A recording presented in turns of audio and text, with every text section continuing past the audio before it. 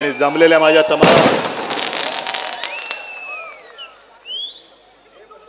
थांबा 4 जूनला वाजवा आणि जमलेल्या माझ्या तमाम देशभक्त बांधवांनो भगिनींनो आणि मातांनो संपूर्ण महाराष्ट्रभर फिरतोय आणि कोकण तर माझ्या हक्काचं आहे.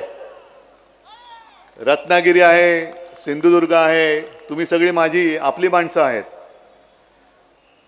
तुमच्या समोर भाषण काय करू आणि तुमच्या समोर प्रचार तरी कशाला करू, कारण आपलं नातं हे मोदी शान सारखं नाहीये. बहुत पुराना रिश्ता, खरंच आमचा बहुत पुराना रिश्ता आहे. फटाके थांबवा ना आता. आपलं खरंच बहुत पुराना रिश्ता आहे. फक्त हात जोडून एक विनंती करतोय की उद्याच्या 7 तारखेला विनायक राऊतांच्या मशालीचं बटन दाबून मुंबईमध्ये आपलं जे काय काम आहे 20 तारखेसाठी ते करायला तुम्ही सगळे मुंबईत आले पाहिजेत. माझी माणसं मला माझ्या सोबत पाहिजेत. याचं कारण आता 2 दिवसापूर्वी एक बातमी वाचली. अमित शहा यांच्या गांधीनगरमध्ये त्यांच्या लक्षात आले की बरेचशी लोक ही सुट्ट्या लागल्यानं ते पलटायत, नको बाबा हा. म्हणून मग त्यांनी काय केलं, टूर ऑपरेटर्सना एक विनंती केली. अमित शहानी विनंती केली कि बाकी सब ठीक है ना, ईडी वीडी कुछ आए नहीं ना आपके पास. आणि त्यांना सांगितलं की जरा तुम्ही तुमच्या टूर्स या रद्द करा अशी विनंती केली आणि त्यांनी टूर्स रद्द केल्या. असो, तो त्यांचा भाग आहे. आज मी कोकणात येणार म्हटल्यानंतर कोणीतरी मला धमकी दिली. आता आपल्यामध्ये मराठीत काही म्हणी आहेत. आता त्या म्हणी मी काही केलेल्या नाहीत आणि तुम्ही पण केलेल्या नाहीत, त्याच्यामुळे म्हणीतली नावं ही मी तर काही ठरवलेली नाहीये. पण एक म्हण अशी आहे, शुभ बोल रे नार्या. आता मी येतो म्हटल्यानंतर कसे येतात बघतो, मी येऊन उभा आहे, परत कसे जातात बघतो. तू आडवा येच, तुला गाडूनच पुढे जातो. आडवाच आहे तू. अरे लाज वाटली पाहिजे. 2-3 वेळा एकदा तुझ्या इकडे येऊन तुला आडवा केला, मग माझ्या घरात तिकडे येऊन उभा राहिला, तिकडे तुला साफ करून टाकला. लाज नाही, लज्जा नाही. बडबडतोय आपला, बडबडतोय म्हणून म्हटलं शुभ बोल रे नार्या. आता नाव मी काही ठेवलेलं नाही. तसं पाहिलं तर एक 4 दिवसापूर्वी मी रत्नागिरी तिकडे येऊन गेलो होतो कोकणात. आता म्हटलं 4 दिवसांनी परत येऊन बोलायचं काय. पण देव आपल्यावरती किती देवाचे आशीर्वाद आहेत बघा.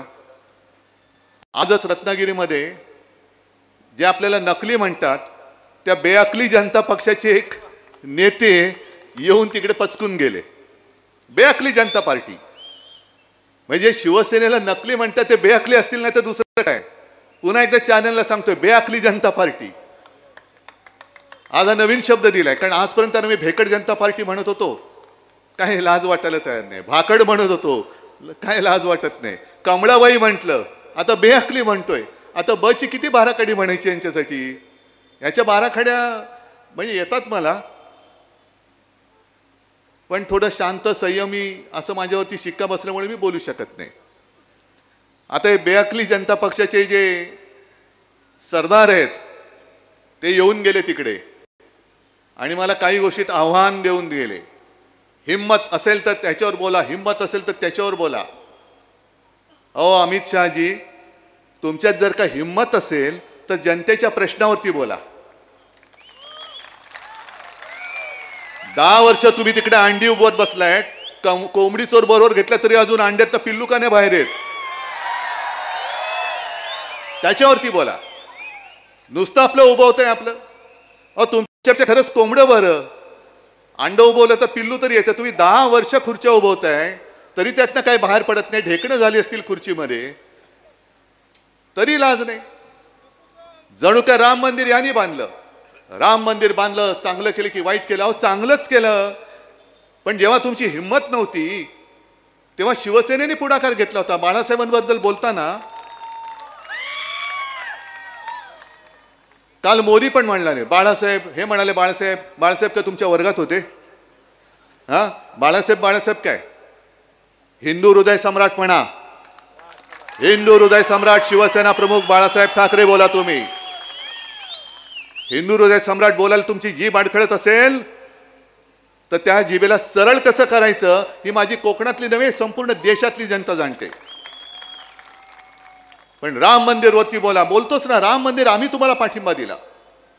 मी मुख्यमंत्री होण्याच्या आधी सुद्धा गेलो होतो, मुख्यमंत्री झाल्यानंतर सुद्धा गेलो.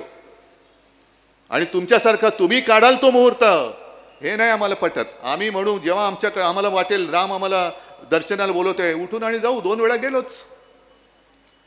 पण मी जाऊन आलो, तुम्ही अजून भवानी मातेच्या मंदिरात का नाही गेला? जय भवानी जय शिवाजी जरा द्या एकदा घोषणा.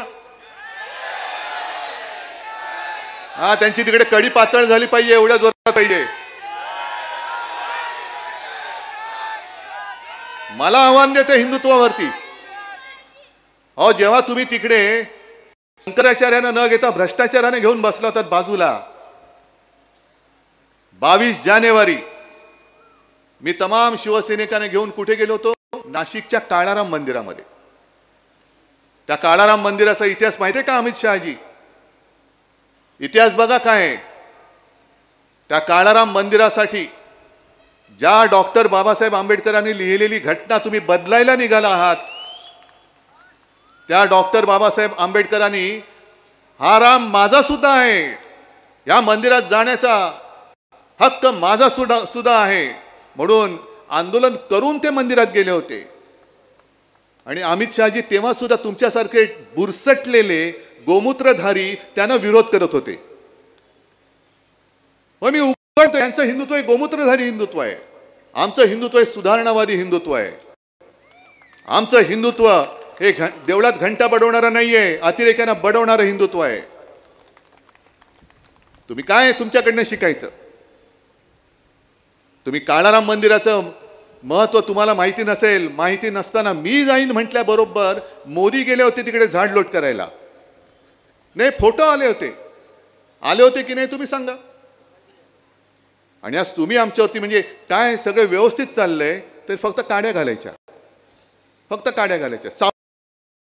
विधानसभेत बोललोय मुख्यमंत्री असताना तुम्ही काढा पुरावा आणि ऐका. पण सावरकरांवरती मला बोलायला सांगताय.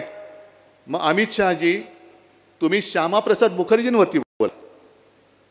कारण कोणालाच माहिती नाहीये श्यामाप्रसाद मुखर्जी म्हणजे ज्यांनी जनसंघ स्थापन केला म्हणजे राजकारणातले बाप यांचे.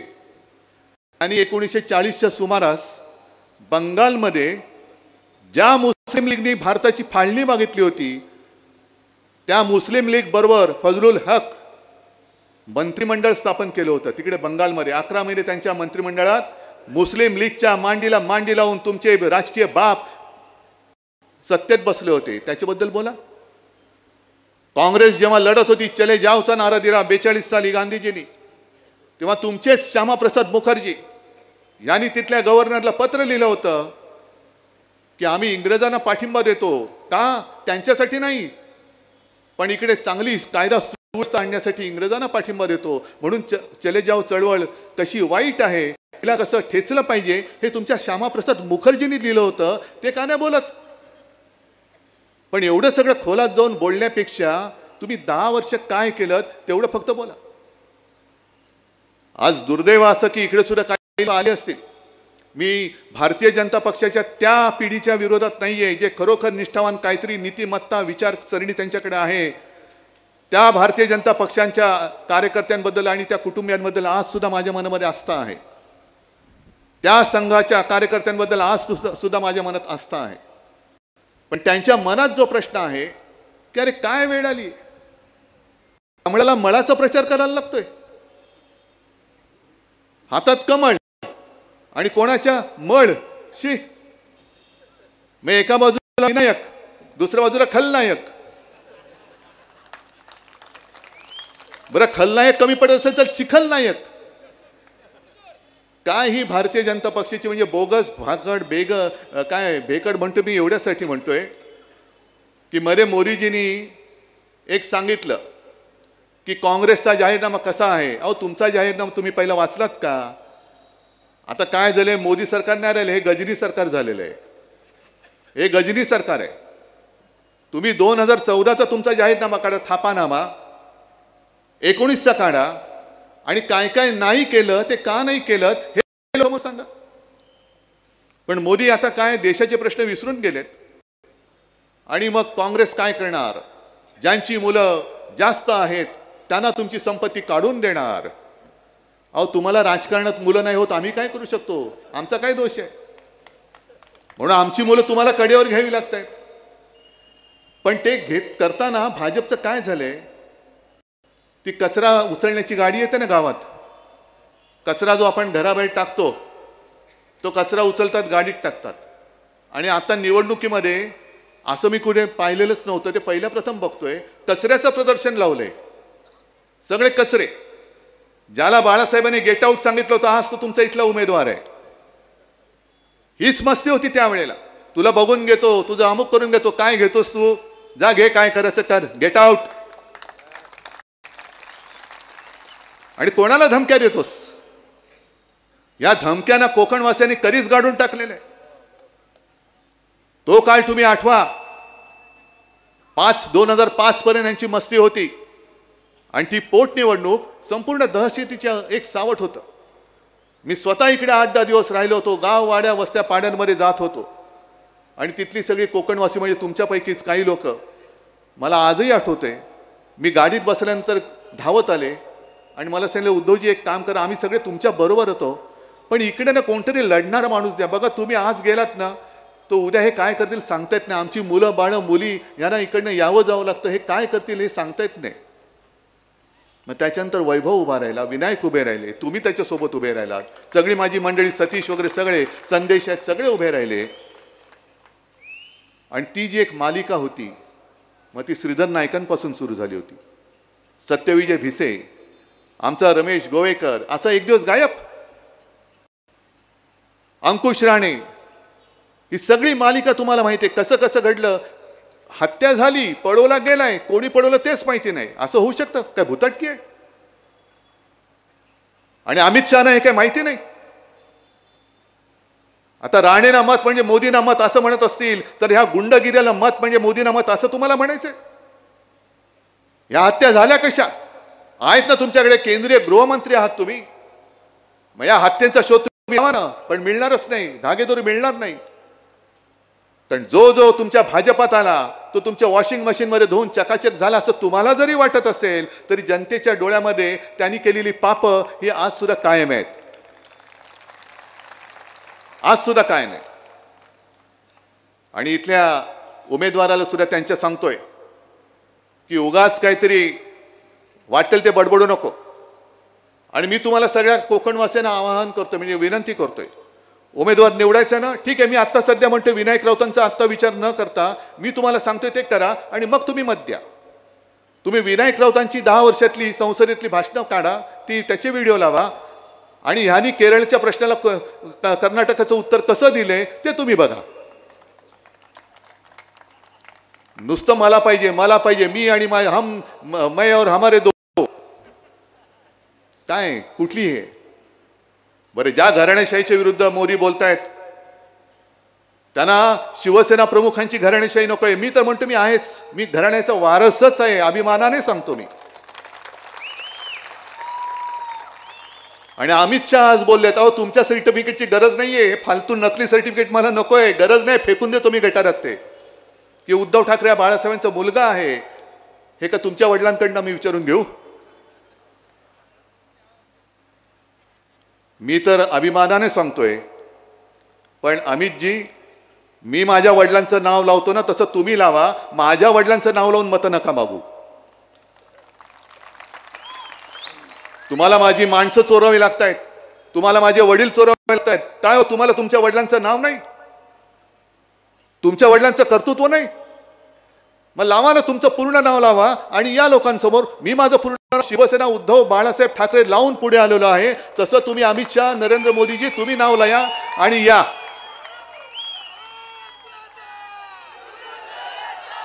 पण संपूर्ण देश तुम्ही नाचून टाकतात. जो वचननामा आम्ही घेऊन तुमच्या समोर आलेलो आहोत, त्या वचननाम्यामध्ये माझं पहिलं वचन आहे की जो महाराष्ट्र लुटला जातोय, हे 2 सुरतवाले व्यापारी, 2 व्यापारी सुरतेचे, अरे छत्रपती शिवाजी महाराजांनी सुरत लुटली होती स्वराज्यासाठी, आणि हे दोन सुरतवाले छत्रपतींचा महाराष्ट्र लुटतायत. आणि ही लूट मी होऊ देत नाही, ही लूट होऊ देणं हे बाळासाहेबांचे विचार होते. महाराष्ट्र लुटणारा कोणी असेल आम्ही पर्वा करत नाही त्याची. महाराष्ट्राच्या आड जर याल तर याद राखा तुम्ही असाल तुमच्या घरचे, पण माझ्या महाराष्ट्राच्या वाटेला जाऊ नका. महाराष्ट्रातून जे जे वैभव तुम्ही लुटून नेलेला आहात, इंडिया आघाडीचं सरकार आल्यानंतर ते सगळं लुटलेलं वैभव मी पुन्हा नव्याने जोमाने या माझ्या महाराष्ट्राला प्राप्त करून दिल्याशिवाय राहणार नाही, ही माझी शपथ आहे. तुम्ही महाराष्ट्राचा जो आकस दाखवत आहात तो एक एक वेचून वेचून वेचून मी तुमच्या या आकसाचा सूड घेतल्याशिवाय राहणार नाही. ना अमित शहा आले, ना नरेंद्र मोदी आले. इकडे सगळे तोक्ते आले, निसर्ग आलं, मध्ये आणखीन काही काही वादळं आली. काजूला हमीभाव नाही, पण गद्दाराला हमीभाव आहे. असं निवडणुकीत तुम्ही कधी वचन दिलं की गद्दाराला आम्ही लवकरच हमीभाव देऊ? नाही, आधी तुम्ही भाव देता, मग तुम्ही त्यांना घेऊन मग त्यांना निवडणुकीत उभं करता. मग 10 वर्ष तुम्ही सत्ता भोगताय, विनायक राऊत तिकडे कंठशोष करतायत, काजूला हमीभाव द्या, हमीभाव द्या, हमीभाव द्या, तरी हमीभाव देत नाहीत. पण मोदीजी आले, सिंधुदुर्गात आले, मला वाटलं काहीतरी मोठी घोषणा करून जातील, पण घोषणा केलीच नाही. माझ्या सिंधुदुर्गात येणारा पाणबुडी पर्यटन प्रकल्प हे गुजरातला घेऊन गेले. म्हणजे यांना आता कधी कोणी बोलण्याचं धाडस नाही करणार. कारण जर का घरी बोलवलं तर घरात काय चांगलं बघतील आणि तेच उचलून गुजरातला नेतील. ही अशी यांची एक मानसिकता आहे. ज्या ज्या काही गोष्टी येणार होत्या, बल्क ड्रग पार्क येणार होता, मेडिकल डिव्हाइस पार्क येणार होता, टेस्ला तर आता येईल असं वाटतच नाही. कदाचित यांचं सरकार जाण्याची ते टेस्लावाले वाट बघतायत की यांची 4 जूनला होऊ दे, मग मी 5 जूनला येतो देशामध्ये. म्हणजे सगळे चांगले उद्योग हे तुम्ही गुजरातला घेऊन जाताय. म्हणून मागे मी म्हटलं होतं की महाराष्ट्राला राख आणि गुजरातला रांगोळी. मग आज अमित शहा मी तुम्हाला आव्हान देतोय, परत उद्या या आणि कोकणात येऊन सांगा बारसूची रिफायनरी मी होऊ देणार नाही. मी तर होऊ देणारच नाहीये, मी तर होऊच देणार नाहीये.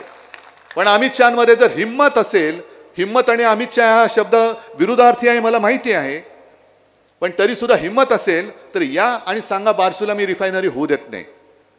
पण जैतापूर आमच्या माथ्यावर मारायचं, नाणार आमच्या माथ्यावर मारायचं, पुन्हा बारसू मारायचं, जेणेकरून माझं सुंदर जे निसर्ग संपन्न कोकण आहे त्याचं पर्यटन मारून टाकायचं, निसर्ग मारून टाकायचं.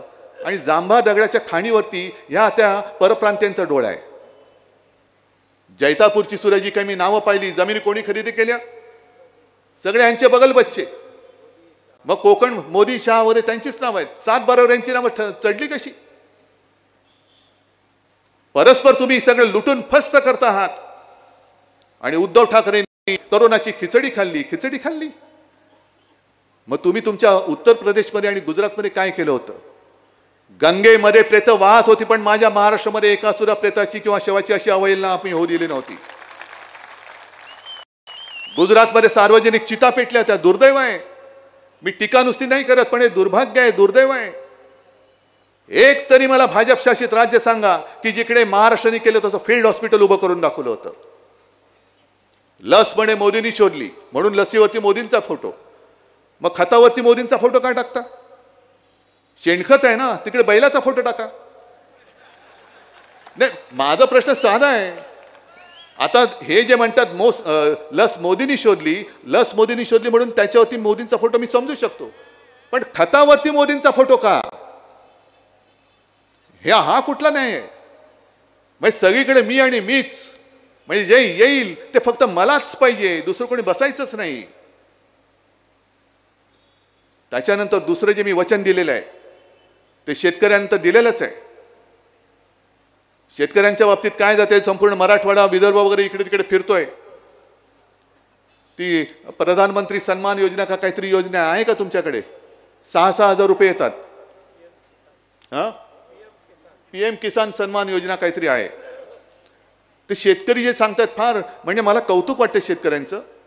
शेतकरी स्वतः सांगतायत की अहो हे 6,000 रुपये वर्षाला देतात, पण आमच्या खतावर GST, औषधांवरती जीएसटी, बी बियाणावरती जीएसटी, सगळी जी काय उपकरणं लागतात त्याच्यात जीएसटी, हजारो रुपये आमच्याकडनं घेऊन जातात आणि 6,000 रुपये भीक दिल्यासारखे आमच्या तोंडावर मारतात.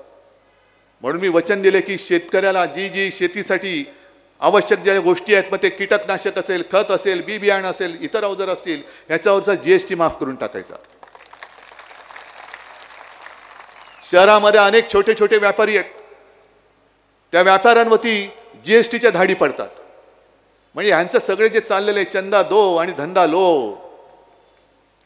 वैभव, तू जे बोललास ना की त्यांच्याकडे करोडो रुपयाचे निवडणूक रोखे आहेत, हे बघ माझ्याकडे किती निवडणूक रोखे आहेत. ते निवडणूक रोखेच आहेत आणि सगळे निवडणूक रोखे मी निवडणुकीच्या मतदानाच्या दिवशीच वापरणार आहे. पण तुम्ही जीएसटीच्या माध्यमातून जे व्यापाऱ्यांना त्रास देतात, त्या जीएसटीच्या कर प्रणालीमध्ये आम्ही बदल करणार आहोत. व्यापारी असेल गुजराती असेल, मी गुजरातला काही देऊ नये या मताचं नाहीये. गुजरातच्या हाचं असेल ते आम्ही सुद्धा देऊ, पण गुजरातला देण्यासाठी तुम्ही माझ्या महाराष्ट्राच्या तोंडात हात काढून देणार असाल तर तो हात आम्ही तोडल्याशिवाय राहणार नाही, हे मी महाराष्ट्रामध्ये सांगतोय. मी मुख्यमंत्री असताना इथल्या विमानतळाच्या उद्घाटनाला आलो होतो, चिपी, आणि बसले होते सूक्ष्म आणि लघु. खरं म्हणजे आनंदाचा दिवस. जे मी बोललो ना, शुभ बोल रे नार्या, अरे कोकणासाठी, जगासाठी कोकणाचे दरवाजे उघडतायत. तो विमानतळ आजपर्यंत नुसता होणार होणार होणार, आपण तिकडे रेटा लावला आणि तो विमानतळ करून घेतला, पण तिकडे सुद्धा असंच काहीतरी वेडवागडं बोलून घेते, मग काढली होती थोडीशी तिकडे. पण तो विमानतळ आज चालू आहे का बंद आहे? बाजूला काल मी त्या गोव्याच्या मोपा विमानतळावरती उतरलो, केवढं भव्य दिव्य विमानतळ केलेलं आहे. का हे सगळं वैभव तुम्ही आमच्या कोकणात का नाही आणत? कोकणामध्ये सुद्धा ते संपूर्ण हा किनारपट्टा आहे, गोवापासून हा संपूर्ण किनारपट्टा एवढा सुंदर आहे. इकडे तर आपले ऐतिहासिक किल्ले आहेत, महाराजांनी बांधलेलं सिंधुदुर्ग आहे. ज्या सिंधुदुर्गामध्ये गेल्या वेळेला आलो होतो, वैभवनी खरंच चांगलं केलं. एकमेव जे आपल्या छत्रपतींचं मंदिर आहे, त्याच्यात शिवछत्रपतींना त्यांनी दगडी सिंहासन करून घेतलं. केवढं मोठं काम केलं त्यांनी, एवढं मोठं काम केलं. अहो मोदीजी, शहाजी, हे ह्याला कामं म्हणतात. नुसतं तुम्ही आलात आणि पर्यटन प्रकल्प घेऊन गेलात, येऊन नुसतं काहीतरी कोपरा लावून जाता. या गोष्टी मतदारांना तुम्ही जास्त काळ फसवू शकत नाही. आम्ही आणखीन जे वचन दिलंय, जे 95 साली आपलं युती सरकार आल्यानंतर महाराष्ट्रामध्ये आपण 5 जीवनावश्यक वस्तूंचे भाव 5 वर्ष स्थिर ठेवले होते. आता मी स्वतः प्रयत्न करणार आहे, देशात इंडिया आघाडीचं सरकार आल्यानंतर संपूर्ण देशात 5 जीवनावश्यक वस्तूंचे भाव हे स्थिर ठेवण्याचा मी प्रयत्न करणार आहे. सांगा ना, असं काहीतरी सांगा. जो रोजगार इकडनं पळून नेलेला आहे, तो रोजगार पुन्हा मी इकडे उपलब्ध करणार आहे. नुसता शहरात तर नाहीच, मुंबईचं जे आर्थिक केंद्र, वित्तीय केंद्र, हे सुद्धा तुम्ही गुजरातला घेऊन गेलात. डायमंड बाजार तो गुजरातला घेऊन गेलात. ते वित्तीय केंद्र जिथे होणार होतं तिकडे बुलेट ट्रेन कोणासाठी? अहमदाबाद मुंबई कशाला? गद्दारांना पळवाय की बसला इकडे का उतरला तिकडे? त्या बुलेट ट्रेनच्या जागी होणारं वित्तीय केंद्र सुद्धा इंडिया आघाडीचं सरकार आणल्यानंतर मी माझ्या महाराष्ट्रामध्ये, मुंबईत आणि मुंबईच्या आजूबाजूच्या परिसरात आणेन, पण मी महाराष्ट्रात परत आणेन.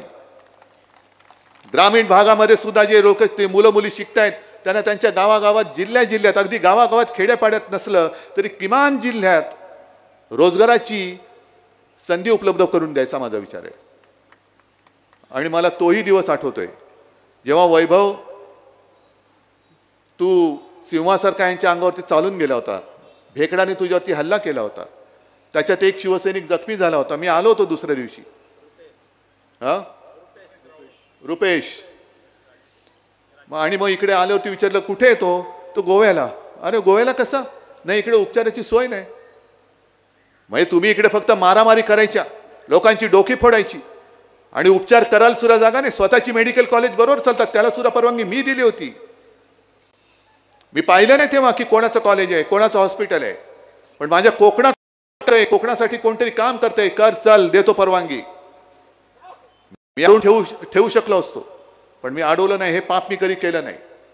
पण एका गोष्टीचा मला नक्कीच अभिमान आहे, हो अभिमान आहे, की मेडिकल कॉलेज शासकीय मी इकडे मंजूर करून दिलं. पण आता काय बंद पडलं वाटतं. पुढचं काम बंद. कार्डियक लॅब सुद्धा इकडची इकडे नको, कारण नाही तर आपलं कसं चालणार, म्हणून ती पाठवून दिली कोल्हापूरला. कोल्हापूरला पण झाली पाहिजे, पण माझ्या सिंधुदुर्गात सुद्धा मी करून दिल्याशिवाय राहणार नाही. कुठे नेली? कोल्हापूर ना, तेच इथून हलवली त्यांनी. कार्डियक लॅब तुम्ही हलवता, तुमच्या धंदे आरोग्याची सेवा हा धंदा करता तुम्ही.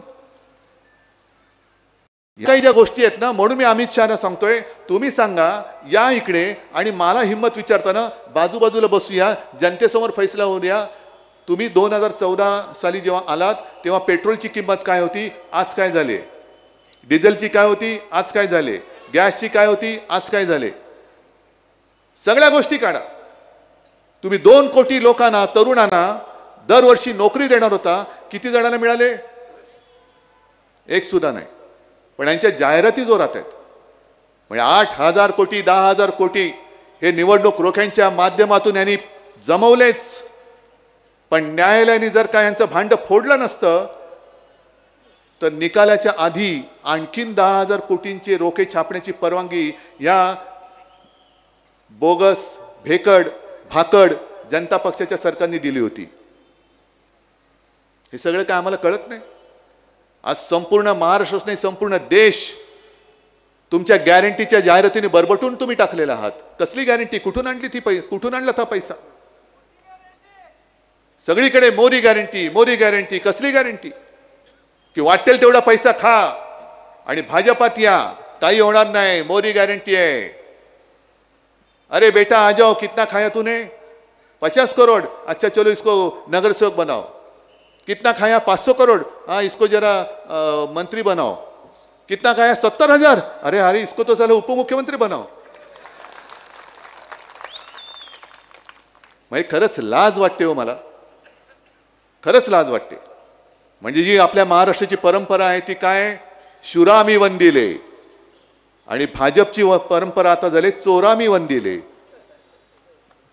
चोर जेवढा मोठा तेवढं यांचं लोटांगण मोठं. घालील लोटांगण चोराच्या समोर.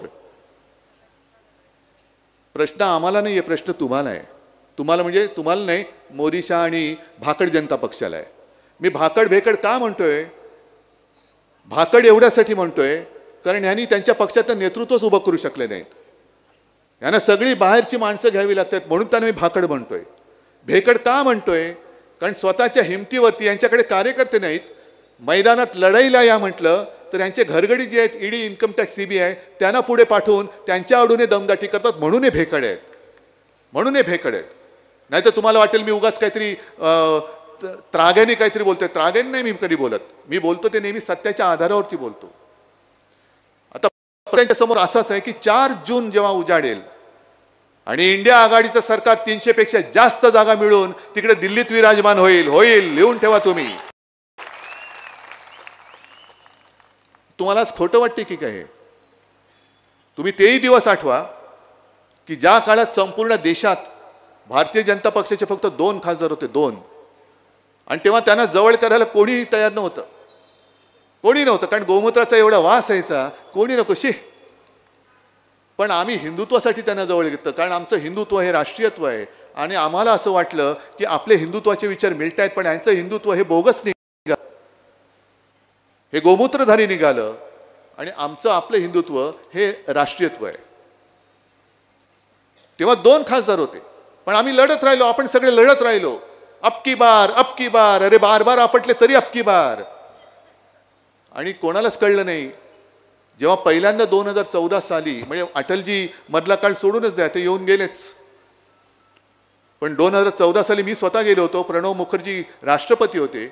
प्रणव मुखर्जी सुद्धा चकित झाले होते की एवढ्या 30 वर्षांनंतर, जवळपास 30 वर्ष झाली असतील, पहिल्यांदा एका पक्षाचं सरकार देशात आलं. 19 साली आणखीन 300.